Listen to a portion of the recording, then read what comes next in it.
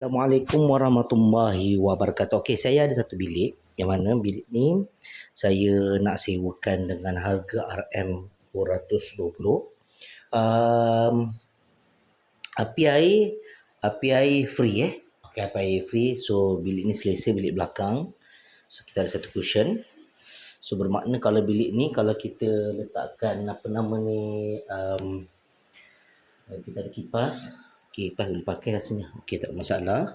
Kita test kipas ni. Kipas tak ada masalah, boleh pakai. So kita ada satu cushion. Okey, ada kipas. Okey, selesa bilik ni privacy. Dia ada bilik boleh pakai lah. So kipas boleh pakai, nampak? Alright. So bilik ni sangat sedap. Dia orang nak tidur, nak apa kan. So berharga RM220. Deposit sebulan 220 dan